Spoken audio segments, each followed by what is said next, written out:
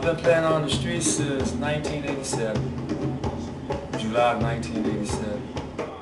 When I first started playing on the streets, I was playing out of desperation because I was a musician and I couldn't find a venue.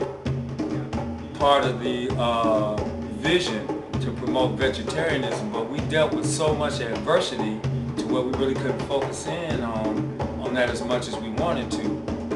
I started to find out more about myself as I played in the streets, my tolerance, my reality, you know, being judgmental, and I actually got a healing from all of the things that were out there.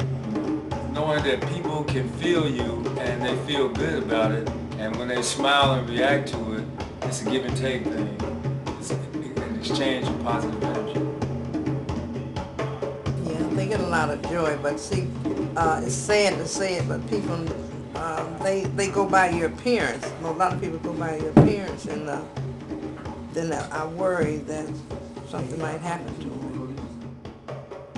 One time we were playing on 6th and Walnut, and we had an altercation with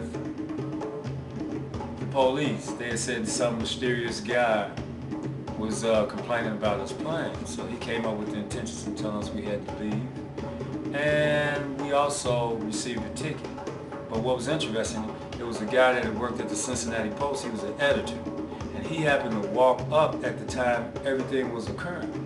And this guy was so in tune from just walking up and observing what was going on, he actually wrote an article, and when I read the article, everything that occurred verbatim, he was able to put it in order and actually put it the way it happened.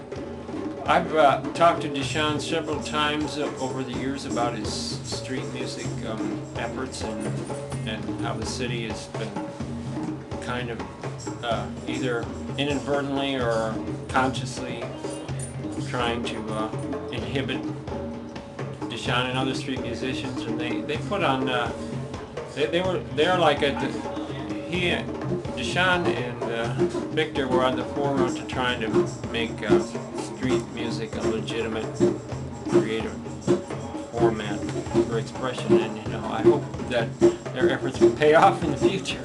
Well, playing on the street, it was an experience, to say the least. A lot of we got to see exactly what's going on in the city, certain forces, racism, parochialism, backwardness, and progressiveness. There's progressive people on the street also. But usually we had a taste of the authorities, so-called authorities of the street, which were, in my opinion, very backwards and still are backwards.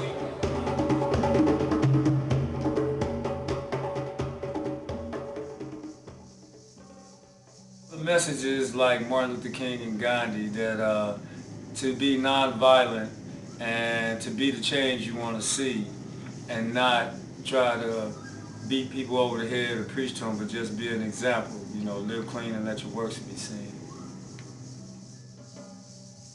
The first time I met Dishon, he was playing at the Finley Market, and I mean, his music was so uplifting. I mean, I was way back in the meat section, looking at me in the beginning, in the front of the store, and I just heard this beautiful tone.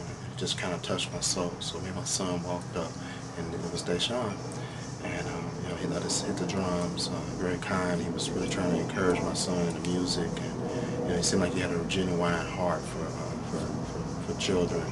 You know, encouraging them to do the right thing. You know, and I really liked that about him. To work with children, because I experienced so much domestic violence and so much bullying when I was young, and I'm very sensitive every time I see that situation, and I always want to step in and intervene. I never met a man as kind and as genuine, as real as Dishon. I mean, he touched my life, and I see how he is with the neighbors. He's the same way. He's just absolutely real all the time. And then he also did an article once, Hometown Hero. Yeah. When he used to take care of the older people. And he started doing that because I used to be in charge of a nursing home. And he used to go to work with me a lot. So he always cared for the elderly, helped me with the elderly people. That's the epitome of everything, because they feeling good and then they expressing themselves, and then I get to feel them, you know. And not only that, but subconsciously you learn a lot. See, that's my goal. The songs that the creator, the universe gave me that I'm working on, people take them and make them popular, man. Well, I find my strength from, number one, the energy that comes from the universe and all the beautiful people and the vibrations and the animals and the insects and nature just all around me. That is my strength.